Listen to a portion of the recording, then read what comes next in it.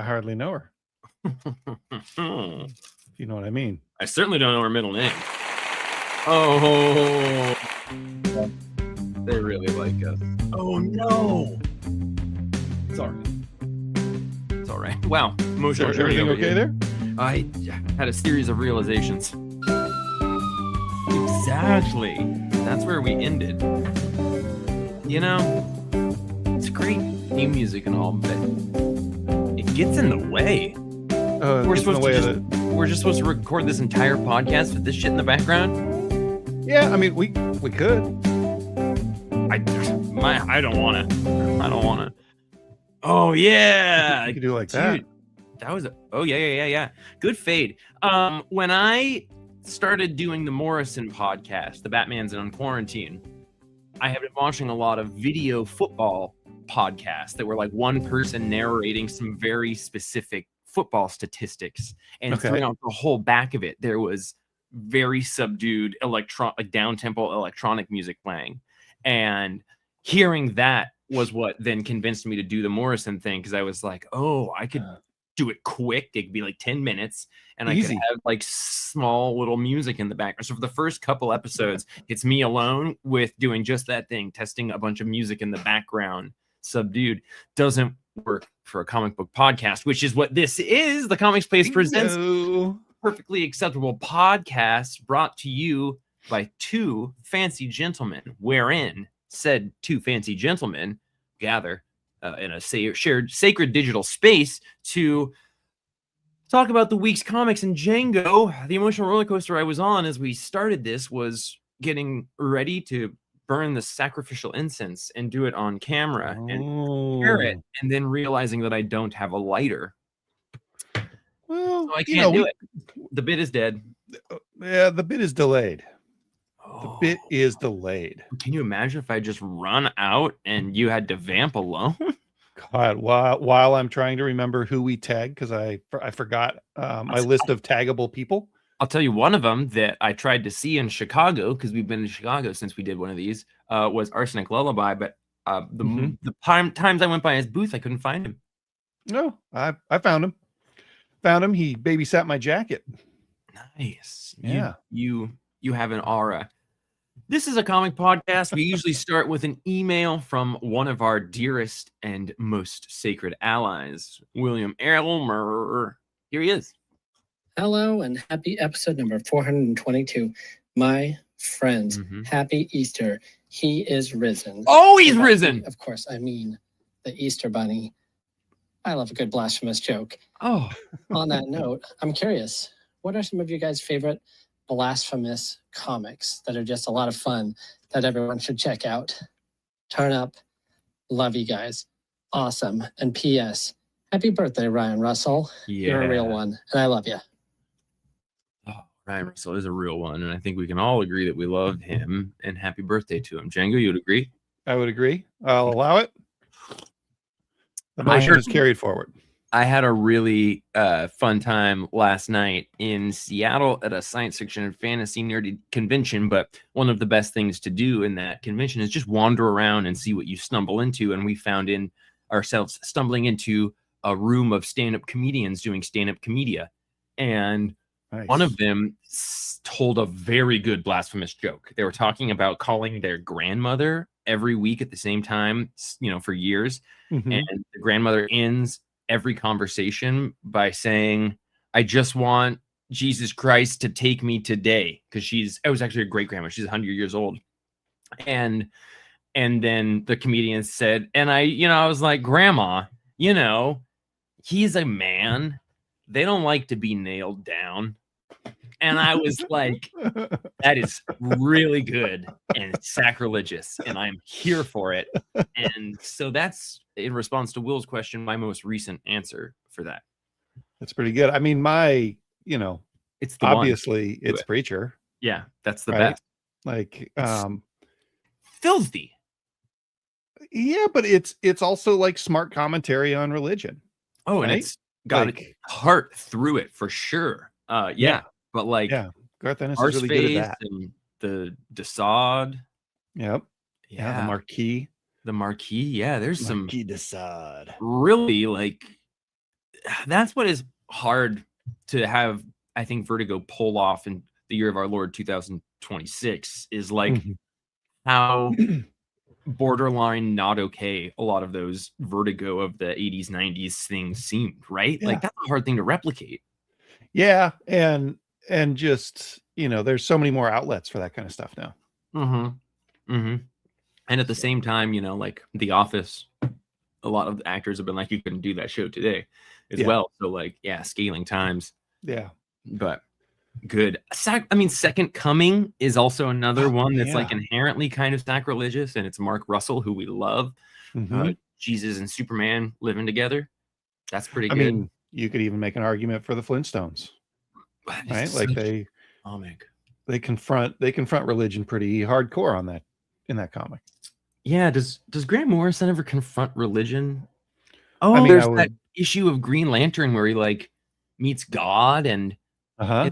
in the recent series that was like pretty good, pretty Well, the blast. Invisibles, like the Invisibles is not directly related to Christianity or anything the whole time through, but it's got some stuff. Yeah, but I think Preacher is the definitive one that I first thought of as well, which is just like the best.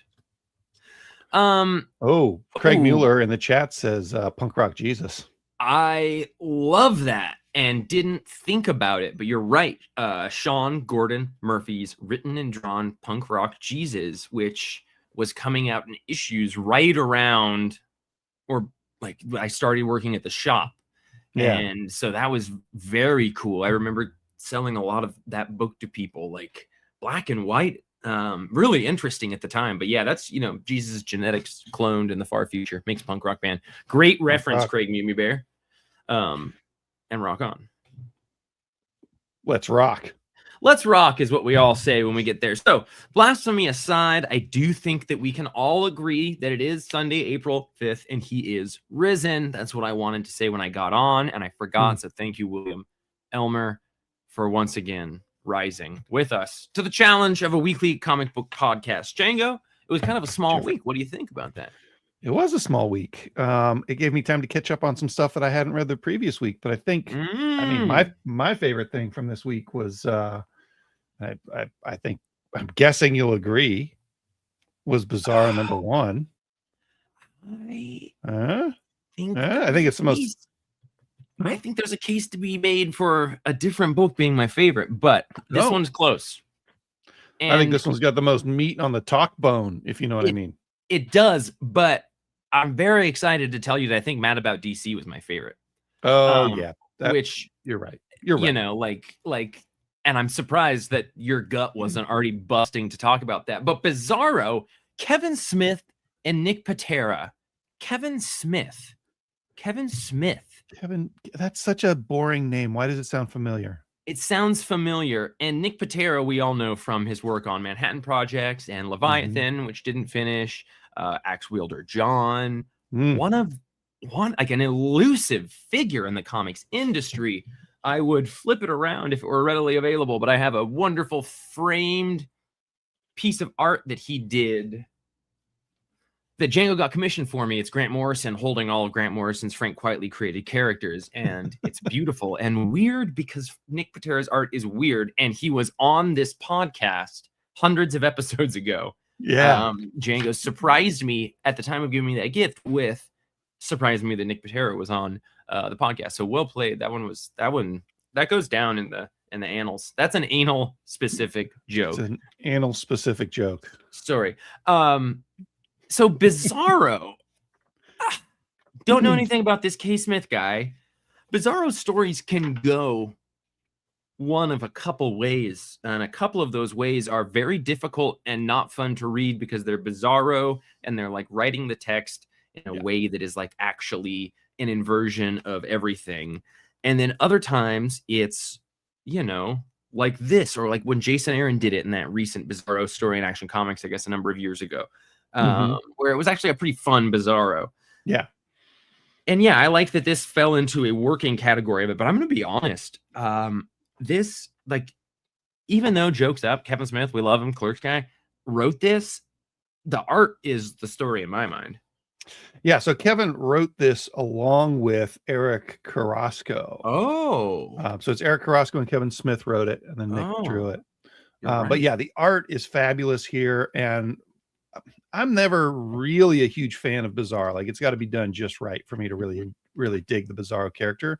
And one thing I appreciated about this is that most of this issue is just like Jimmy Olsen and yep, forgot his name. Perry Great Caesar White. Ghost, Perry White himself, having a sort of a buddy adventure, and then like the cast of the Daily Planet hanging out with them, and just like the setup of the peril was that one of Toymaker's toys, like a tin soldier the size of a building, stumbled into the Daily Planet, and I just love how goofy it is that it's just standing there with its blade in there, and like, they're still in the office hanging out, and the blade's Yeah. coming through the window. And like they're having a meal or a meeting at a desk where like the front of the desk is fractured at the tip point of the spear. Yeah. Like, Yeah, lots of good details in here. yeah, I mean, on the topic of details, like when he's going out through this dimensional hole with number 2 near the middle of the book, like the Einstein looking fella, his suit is so detailed in the most Frank Quitely of way. And I don't really know how to describe that quality of detail, but it's like a tiny line. It's a little bit like Steve McNiven, but wigglier. Just some of my favorite stuff. Nick Patera would be the first to tell you that Frank Quitely is his favorite artist. But it's like he draws every hair. Yeah, exactly that, and skin wrinkle. And you had a funny story about Chris Burnham, who I put into the same category as Nick Patera, but somebody making fun of him for still compulsively drawing the weird little like lip thing that he does there. Yeah, totally. Yeah. And Patera has that stuff in spades. Like, why is everybody's head like 1.5 heads wide? Yeah. Doesn't matter. Just what he do. It's just so gorgeous. Yeah. And you really saying Jorge or Eric Carrasco, that makes sense, because I would say this didn't feel like the Kevin Smith of like Batman the Widening Gyre, where he's kind of like laughing at how cute he is while doing these things. Right. And I can't think of his most recent like comic books outside of that, but this felt like a really solid balance. So I could see him like scripting and plotting with somebody and somebody else doing the actual fine scripting there. So he's been doing the quick stops, right? Isn't he writing those? Sometimes, yeah. And he did that Archie, Jay and Silent Bob. Oh yeah, it's really funny. Yeah, he's been doing some stuff. Yeah, he might be writing that quick stops or with another person. But yeah, I can't think of a prettier book this week, although there's some cases to be made for Mad, because good Lord, folks. Mad was really good. Mad was really good.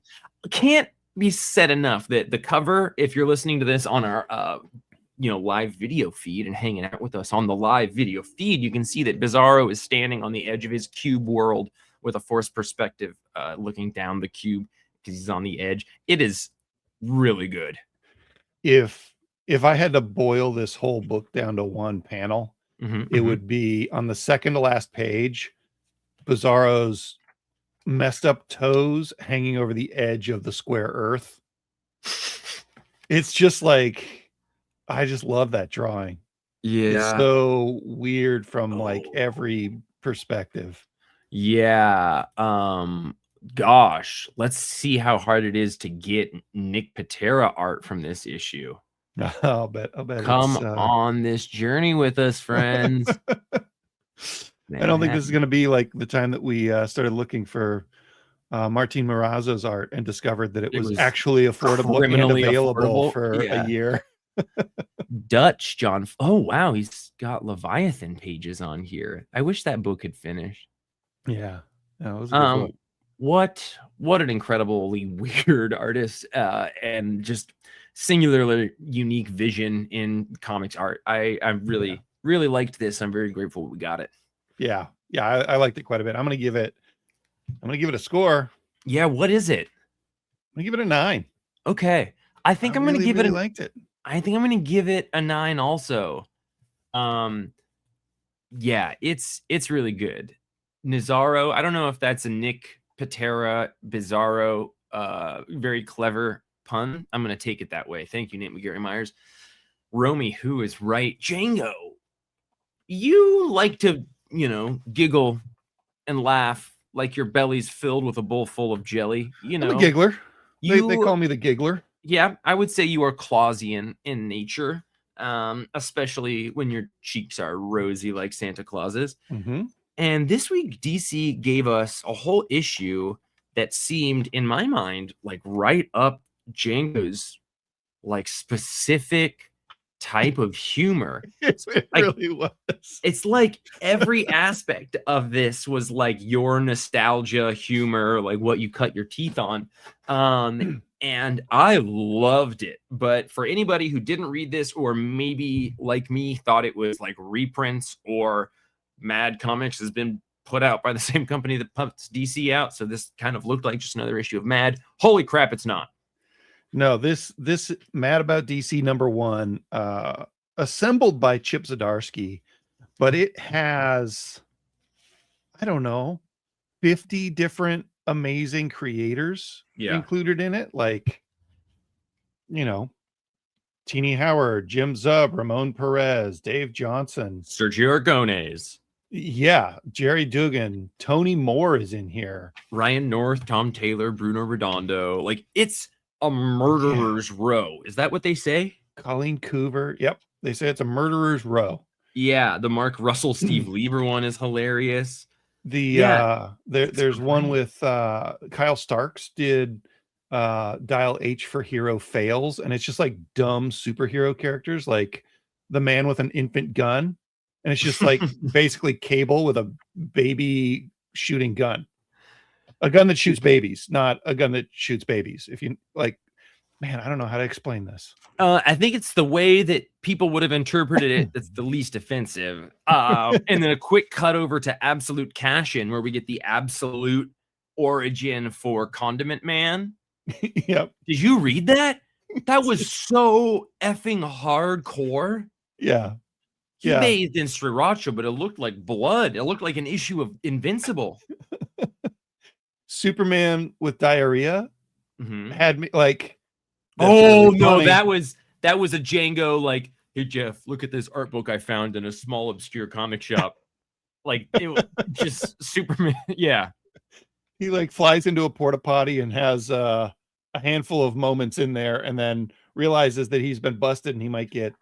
The bad guys might show up, so he flies away, but he's still in the porta potty. So he's like the porta potty's flying. That got me good. I like the part where he's like, "Oh my god, lactose!" And then somebody walks by, and he's like, "I mean, kryptonite." Yeah, so good. Yeah, it's one of the funniest things in quite a while. The one where they like trick Batman into thinking that Robin like turned into water or something, and then like. It's just a joke, but you don't mess with Batman about that. Is that a new Robin? It's having Aqualad just say, "No idea. I have a cloaca." Yeah, no, he even said cloaca. Like, that's a pretty Django thing. Yeah. If you are listening to this podcast at this moment and you feel like you don't understand why saying "I have a cloaca" would be a Django thing, you've been robbed. You've been robbed. Yeah, so I would love more like this, but it is such a crazy gathering of creators. And it's also actually one of the closer things that's felt like that old Vertigo thing of like, they allowed this? There's a lot of moments in this issue where I was like, they allowed this? Scott Snyder making fun of himself with this Absolute story was really good. You kind of wonder if, I mean, I think when you're stressed out about anything, especially money or your job, it's hard to not even take risks, but just to zoom out and be lighthearted about yourself. And to have DC so ridiculously successful right now with the Absolute stuff, like they've got the golden touch, so they can do these Vertigo risks, and they can do this Mad About DC risk, and they can, create these things that are not what they would maybe have the guts to do if they had to just keep on, making their monthly nut. Whoa. Yeah. Craig, I'm sorry that that's the moment that you got overheard on this podcast. That's like when Sean was a kid watching wrestling and his parents would walk by. It's always one of the dirtiest moments. Yeah, no, Django, I think that's a really good point. I don't think like Marvel could do this in a way that would be as successful right now, because it's like, you know, you have to be able to be taken down a peg or two to have the kind of skin in the game and the hits, the jokes. Sergio Aragonés, he's alive still? Oh yeah, he's still making Gru, man. There's a Gru book coming out in a couple weeks. Wow. Yeah. So what do you give it? I mean, it's got to be a 10. It's got to be a 10, right? It's got to be a 10. I think if you read this and don't giggle at a handful of things, I think there's something wrong with your insides, much like Superman's insides. Yeah, I laughed out loud multiple times while reading this. Yeah, I wish there was so good. many moments where I was excited to talk to Django about it. I kept wanting to take pictures of things and send them to you as I was reading it. Yeah, there were the Cloaca one specifically was like, holy crap, Django wrote a short and didn't tell me. And I like seeing some of these pages that have things that we know are probably references to industry friends of ours was really funny. You know, like, oh, I know who they're poking fun at here. And there's a fair amount of contempt from creators, it seems like, towards the worst aspects of the comics industry, which makes sense. But it was interesting to, like, you know, hear them kind of take jabs at some types of con people or some shop folks or whatever. Yeah. Wow. Yeah. Or just jabs at fan casting, which was a thing Wizard did so hard when they were around. Oh, I loved it. The colorist having 3/4 of his brains reserved for CMYK. That's a Django joke right there. That's a Django joke for sure. The decades in the making first ever meeting of Harley Quinn and Ambush Bug was a great Mark Waid little bit. Just well done, Chip. I just love that, like, he got noticed and high-paying work with sex criminals. He got moved to a writer who was able to do a bunch of fantastic stuff at Marvel and DC. And now he's just like, cool, I'm going to make like ZCNs and Mad About DC and just have fun being a weird, like a little, he's like the silver sprocket of the comic creators. Everything's just a little chaos goblin. Did you see the video that he did for this? It's like a 5-minute video of him dressed as the Flash and getting arrested for being not the Flash. But the whole time he's talking, he's just like name dropping people who are creators in this comic. And it's very funny. When did that very come out? long. Came out, I don't know, last week. I put it up on our Facebook page. Okay. So you don't think it's a reference to Tiger Woods calling President Trump when he got arrested? I don't think so, because he's not calling people, he's just saying people's names, and then the cops are like, you mean you expect us to believe that Sergio Aragonés and Colleen Coover and Greg Rucka all had a hand in this magazine? That's pretty good. Chip Zdarsky, you wonderful chaos goblin. 10 out of 10. Well done.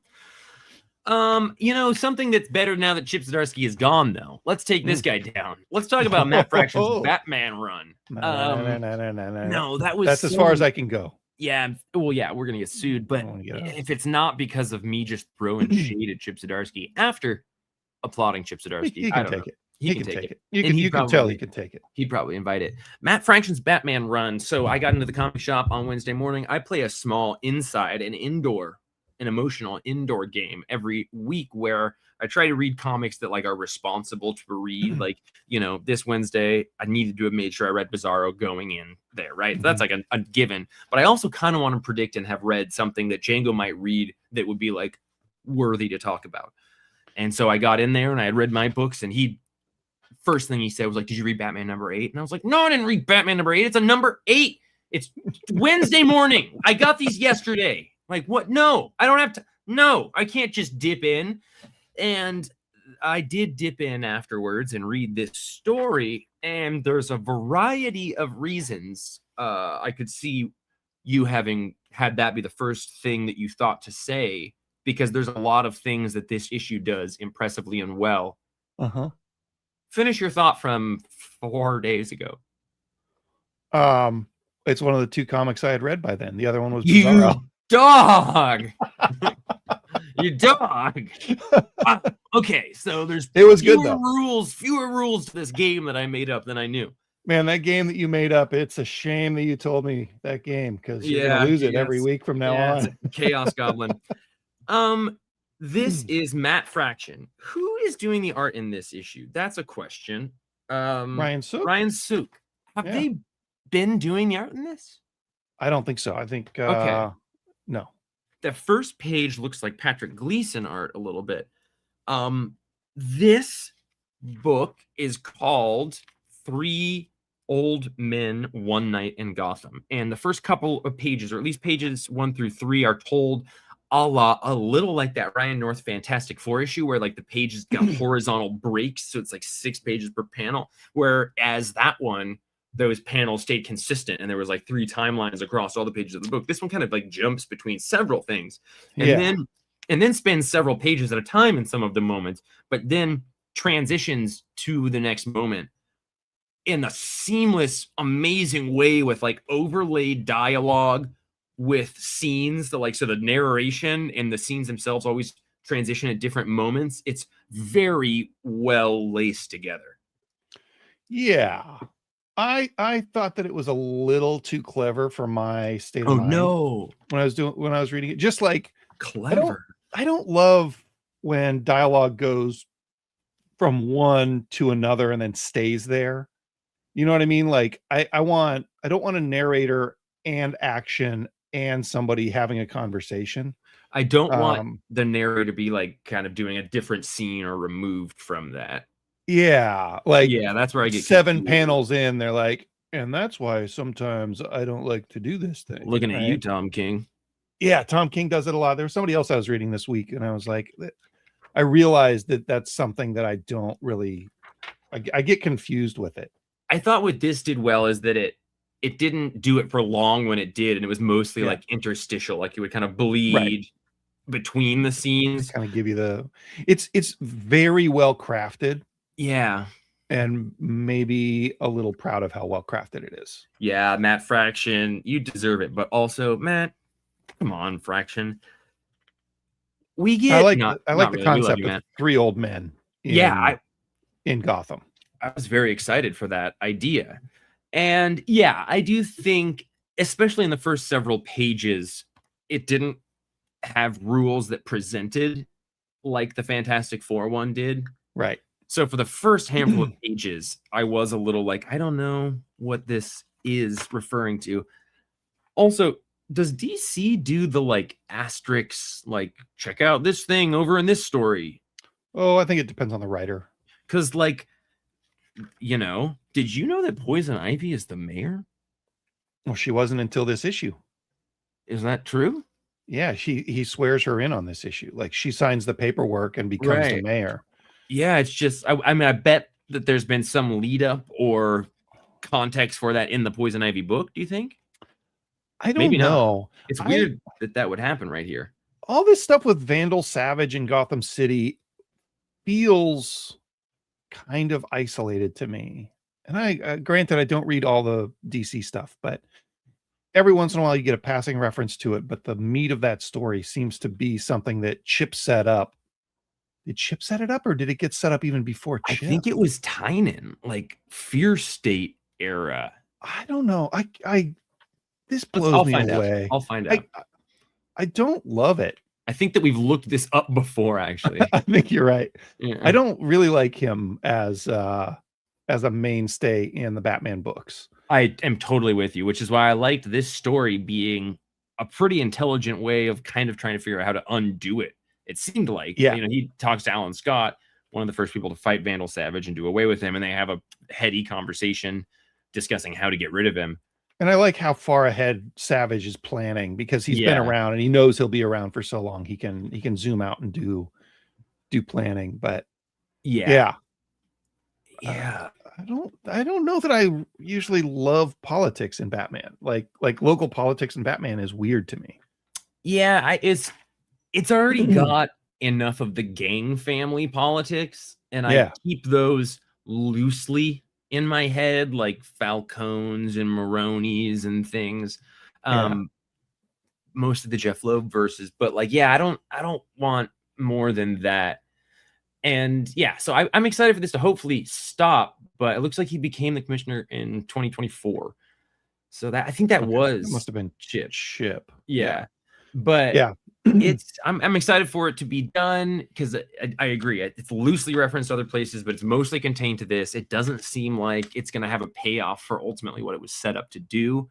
Yeah. So we should undo it. And oh my gosh, there were so many good references to Alfred being dead in that DC Mad issue. The one where he's like, "Is Alfred back yet?" "No, stop asking me." Yeah. Well, that's where Superman was going when he was in the porta potty too. He's trying to get to Alfred's funeral. Yeah. Yeah. I mean, I think everything I just said makes it sound like I didn't like this issue. I did like this issue. Yeah, it's good. Good things are easy to poke. Yeah. Really, really well done. If I were to change one thing in it, it would be to have those 3 panels read across as well as up and down. 100%. Because that that might just be something that we've been spoiled with in the last 5 years or so, is creators coming up with multiple ways of reading a story. Yeah, I agree. But yeah, I mean, just the art's awesome. This is the first issue that Jorge Jimenez hasn't done of the new Batman.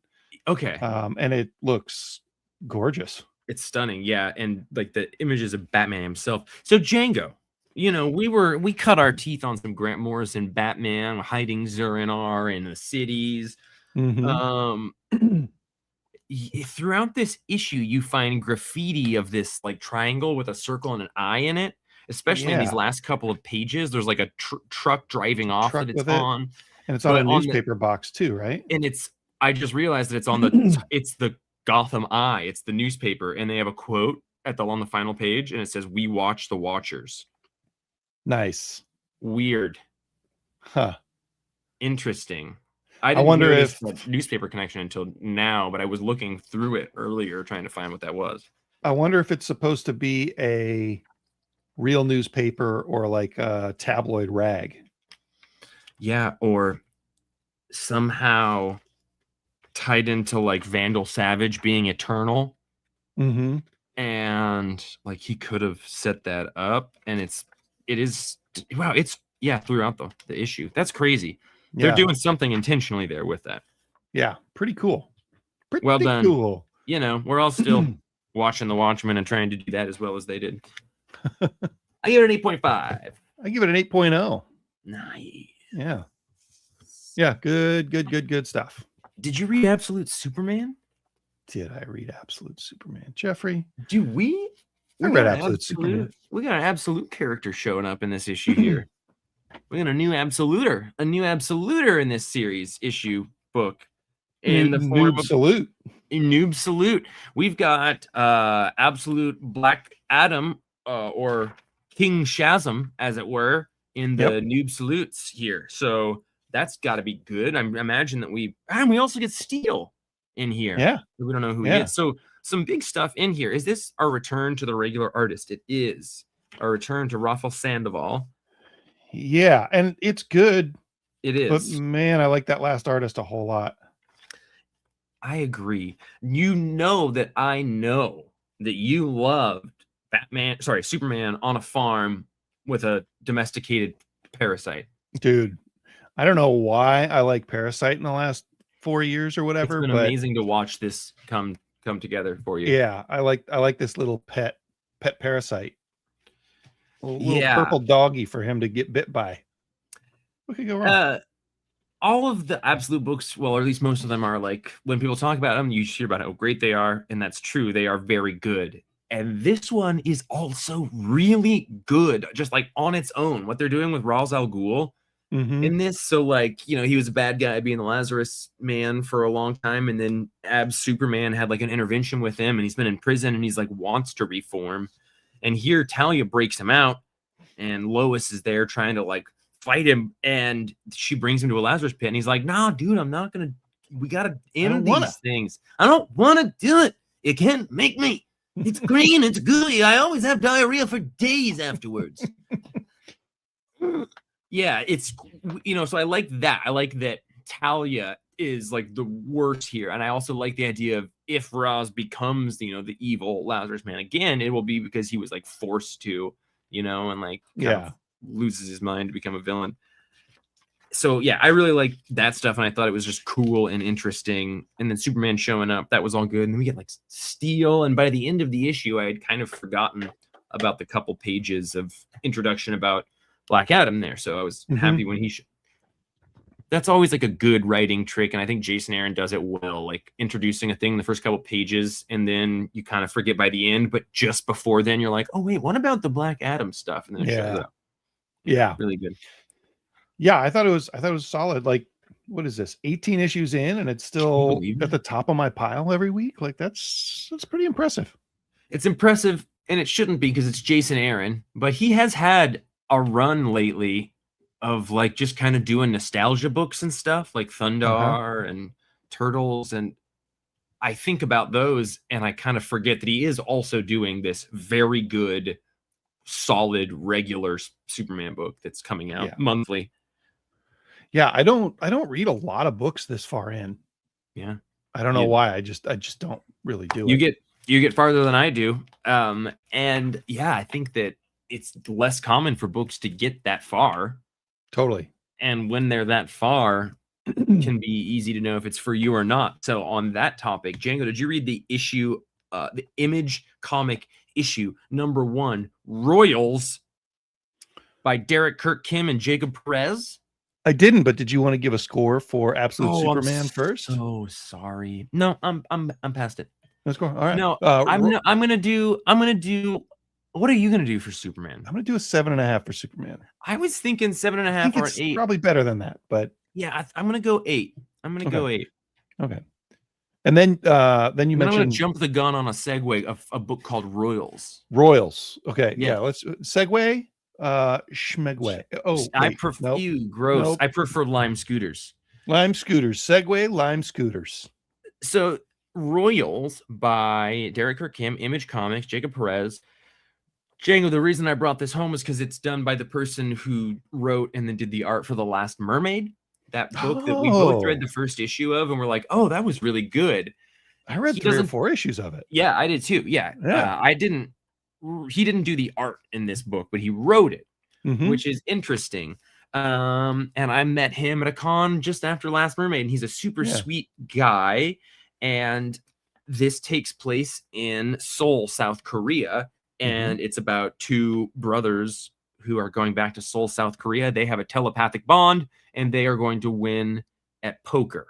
And so one of them is the face and like does the poker, and the other watches it on TV where they read the scores and let everyone know. And so they're telepathically communicating. And those brothers are awesome. And it's a very kind of well-rounded dynamic. One's kind of a shitbird who doesn't realize, kind of how much the other guy is kind of, a coward. And so there's this dynamic there where it seems like maybe there's going to be a breakup between these brothers, but it's also got some interesting murdery stuff. Some of it feels a tiny bit clunky, and that's forgivable because at other times the dialogue and characters seem really comfortable and fluid, and like both of these people like go out and have some flirts with people, and both of those interactions feel very natural. There's a priest scene at one point that guy's really natural, so impressive in that regard. And it's just an interestingly unique story. This crazy thing happens at the casino near the end, and maybe a guy who's got a lot of money and power wants to kill somebody, and it's, the art is charming. It looks a little bit like the art from Outer Darkness, Afu-chan, mixed with a little something a little cartoonier than that. But yeah, I like it. There's a lot of the dialogue is written in the language of South Korea and then translated, so all the signs and stuff. And I like any time they're kind of making it clear that the language is being spoken other than English. Yeah, it felt good. It was a little slice of South Korea. So I like it. I'm gonna give it an 8.5. Nice. That's a big score. Yeah, 8.5, somewhere there. 8.5 already. Yeah, it's an 8.5 already. Yeah, locked in. Yeah. I don't know. What do you got for me? Olive Well, Daddy. Oh, I don't like that at all, Jeff. Oh, you can say that, but I know it's not true. I like that a lot, Jeff. Did you just post a link to the shop? Yeah, I didn't think of this before, but we could be posting links in the comments so people can get more That's information smart. about the issues. So Yeah, you could know quicker than we do about who is writing and drawing these. Yeah, the Sacrificers, number 20. I'm still reading this. That's insane. You are still Yep. reading a Rick Remender book 20 issues in that I'm not reading. Yep. Wow. Yeah. What's going this on in is- this book? It's coming to a close. I think the Okay. next issue is the last issue. In fact, Okay. we're at subs only at this point, so we'll probably put one up when I bring my copy back to the store. Mhm. But it's really good. It's really good. What the thing that I didn't realize when this series started was the scope of the story. And it started with this little, like probably a 10-year-old pigeon kid who was getting sacrificed to keep the gods alive. Yeah. And at various points throughout the first trade, you think that he's going to die because clearly he's died. I thought that was going to happen. Yeah, and every time that happened, I was like, well, that's either the last issue or this story is a different shape than I thought. But really, it just shows his hardships, and now we're at the point where he's an old man, and this story tells the saga of this pigeon who just goes through all this stuff, and I don't want to spoil it too much, but it's just a much larger story than it kind of telegraphed at the beginning. It's super interesting. It's like a Martin Scorsese movie.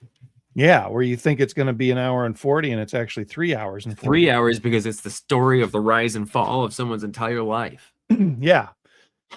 So I'm gonna give it an 8. I think, Remender's pretty hit or miss for me. I read the first 1 or 3 issues of pretty much everything he does, but I rarely keep going. And talking about the Superman made me realize that I'm going to finish this Rick Remender book, which I think probably was the violence one. History of Righteous Thirst for Violence. Righteous Thirst for Vengeance is probably the last one. Actually, that was Arajo also drawing it. So yeah, maybe I'm an Arajo fan as much as I'm a Remender fan. Or Remenderman. Do you love his art? I didn't really remember that he was doing the art in that book either. I think not a lot of people, so you don't get his Yeah, that's true. And the emotional roller coaster of not knowing that this kid was dying at the end of every issue, I think was maybe where I think there was one particularly sad ending, or like his buddies, it seemed like got killed. And I was like, huh. So Escape, the Sacrificers, what else is he doing right now? I don't know that he's doing a ton else right now. And is Escape over? No. Okay. Not yet. Okay. It might be on hiatus. I think we just got to the end of an arc, but I don't think it's over. Okay, I have an issue to read of that. Those are two probably of the upper end of Rick Remender books that you've read, right? And they're the ones coming out now.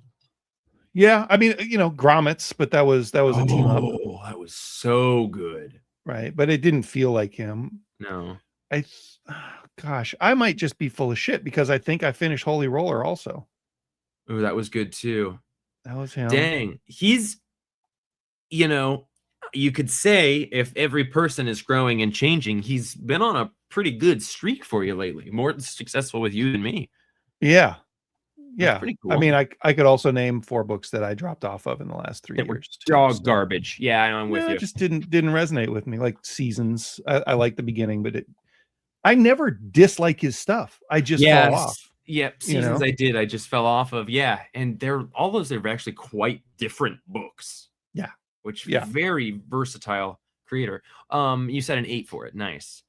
Yes, I said an 8. And I had somebody come in and they were like, "No, I don't need the comic magazine number 2." And I was like, "What?" He's like, "Nah, I didn't really get anything out of the first issue." I was like, "It's free." Yeah. And didn't want it. I was like, "Okay, that's cool." This is a little cool slice of the comics industry in your hands, everybody. And then maybe it's not for everyone, but here at the Comics Place HQ, we're giving them away like hotcakes, or at least hotcakes for a little bit. Hot pancakes. Hot pancake for the table.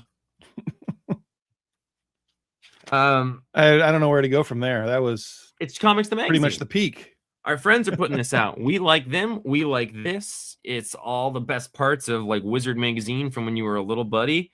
But like all these breakdowns of what's being sold and what quantities and numbers, like we're getting closer to having cool information that seems basic about the comics industry than we've had in many, many years. Mm-hmm. I love seeing their, like rankings of just the top 10 cover artists, interior artists, and writers, and that's by numbers of books being ordered, right? Yeah. So that's great. That's super cool. I like the art school, how to make blood splatters. It's got a lot of content. Yeah. Like actual articles. You can read this for the articles, is what I'm saying. Yeah, it's and worth it, It's like Rolling Stone, where I'm like, oh, there's a cover article about Tool, I have to get it. And then I'm like, actually, there's a whole bunch of really interesting things in here. Yeah. And a Tool article. Good stuff. I'm glad that the second issue is on par with the first issue. We even got more Chew. Yeah, which is crazy. Which is awesome. I got a question for you about it. Yeah. Does this one have an ad of us in it? Yep, there it is. We're cute. Yeah. Oh yeah, it's our Matrix picture. Did they finally get the hint and add other people into their ads, or are we once again 2 of the 3 people in this book? The only humans in ads? Were you watching, and this is the plug for it, anybody listening or watching this on Facebook, some of our friends over at Prana, who put this lovely periodical out, do a Tuesday live show called Comics Industry Insiders. It's worth watching and a lot of fun. Django and I are usually lurking in the background of it, and sometimes on it. Django more often than myself. But I feel like on one of those recently, they had a young whippersnapper of an artist on. And Nick Patera? No, I missed that episode. It was probably a month ago. And I thought that they were going to have like an art section in this, or like interview with him. And somebody on that show was talking about kind of trying to shine a light and find young developing artists. If it was, I wonder if it got cut or if it's just issue 3. I mean, if it was a month ago, it's probably issue 3. They have a pretty long lead time on these things. Okay. Yeah. That makes sense. That would be my guess. Just a cool thing. Django, over under value of this in 20 years, the first issue. $20 over under. I think it'll be under $20. Me too. But still a cool thing, and you should all collect them because it's a cool little snapshot of the industry at the time, and you never know. Wizard magazine, not worth a lot, but they're a lot of fun to go through, and maybe people will be going through this like the cartoonist Kayfabers used to do with their page-by-page Wizard breakdowns sponsored by Image.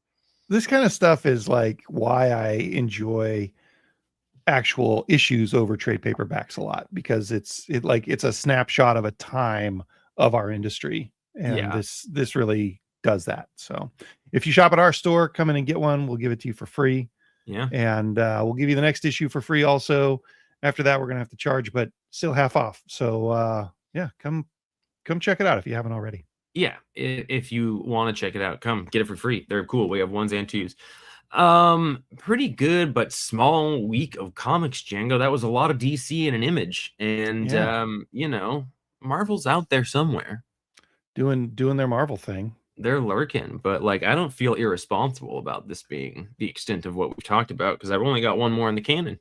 Yeah. What do you got in the canon? In the comic book canon? It's Batman Superman World's Finest. This is the 50th anniversary issue, so you get a gorgeous double page spread, written by Mark Waid, art by Dan Mora. So he's kind of like, I don't know if you saw, but it was like a month or 2 ago online. Some place gathered a bunch of quotes from a bunch of prominent comic people, like artists, all basically saying that like whatever Dan Mora is doing, I make sure and get it. Like Rob Liefeld, like all these people, just this crazy, like, wow, okay, cool. They've kind of anointed him. That's awesome. Which is, it's very cool. This is 2 shorts. One, Batman and Superman are fighting destiny in the nightmare world, Django. So I don't think it screams something you would like. Although Destiny, like Dr. D? No, like this guy, he's a nightmare guy. I think that was his name.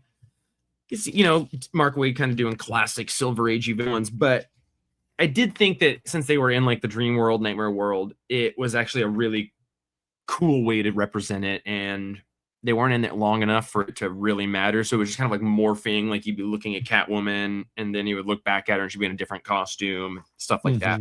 But again, Mark Waid has been shining a light on this era of Batman and Superman that's early in their career. So it seems like the first couple of years of team ups, which is so fun and so good. And you get Batman with this big yellow thing on his chest. And I love it. That. Yeah. I love it. And Mark Waid's the perfect person to be writing that. Absolutely. And then Dan Mora on art is amazing as well. And the back half of this story is Robin and Jimmy Olsen get into a fight with Barbara Gordon and Supergirl about which is the better team. And so they're like, well, what if we have to each go find the most hardest to find rare item in the world? To like go ask Batman, like, what's my hardest to find thing? And he's like, this. And they like hilarious kind of matter of fact Silver Age. He's like, well, it would be this. And then it's like Clark and Batman kind of like commenting on this competition between both of those twins to go find their teams, rather, to go find this rare item. Nice. And it's just goofy comic, laugh 'em up, fun. Like Mark Waid, his little bit, and the Mad contribution was like that was Gail Simone's. He's always writing Titan stuff, so it's cute when he gets to do that. He has a deference for it, and I love it. And Jimmy Olsen, it's 50 issues in. Mark Waid has been writing this. I don't think that I ever would have known that we would get that. And it's so awesome. And we are lucky to get it. And I hope that it keeps going, because it's like the best DC artist, it feels like, outside of Frank Whiteley, with the most historically like best classic writers. So this is great. And we're lucky to have it. And this has nine. This has a cover by him, by Frank Whiteley. Yeah, there was a couple Frank Whiteley covers this week. Yeah, Bizarro and this one, which sat next to each other on the shelf, and it was a little bit weird. It was. But I tried to have their A covers then next to those ones. So because I had to give in. I said, let's get these Whiteleys next to each other, and I think everyone thought they were the same book. Yeah, such is life. Life, love, and the pursuit of happiness in the industry of comics. Django, well done crossing the finish line on another episode here. I went and saw Bruce Springsteen and then went to a science fiction convention, and I just got back, and it's a good thing it was a small week. Yeah. I'm behind from our trip to Chicago, which was super fun. And our, I was already behind from something else that was right before that. But coming up soon in about a month, we got Free Comic Book Day. First Saturday in May, second of May, we'll have Free Comic Book Day. I think books are maybe showing up this week, so we'll be going through those. Chaz. Sorry, shout out Chaz. Hey Chaz. Hey Chaz in the chat. Chaz in the chat. On Graves in the chat. Yes, went and saw Bruce Springsteen, the boss. It was so good. So good. Django, isn't there something else on Free Comic Book Day weekend? And there's some other event that we were like, well, we can't do that. Is it what? Gamma? No, that already happened. I don't know. Okay. I don't know. Next year, the Chicago Comic Convention is on Free Comic Book Day. That's what it was. And is that what it was? Yeah, and we were like, well, bummer, we won't be here for that. Yeah. Weird choice, but also two very different worlds, I think. Yeah, for sure. So, well, thanks for contributing, Will Elmer and Andrew Carlson, for editing the podcast every week and getting it where it needs to go. We're very grateful to both of you, and we love having other voices and contributions in here. Great to see Chaz in the chat. Love Chaz. Roman, it's a year and a half coming. Yeah, Roman is celebrating Easter with his mother right now, which is responsible. It says something about Django and I that on Easter Eve we're talking about comics with each other. I like listen. I like us. You can eat ham any day. You can have ham any day. You can find eggs any day you accidentally leave a dozen in your house. Any day. Django. I think it's. How do we get out of here? I think it's time to go. I think we got to get out of here. It's Easter Monday tomorrow, which means get where you're going. He is risen. I can't wait to wash my hands. I'm sweaty after work. Can't wait to wash.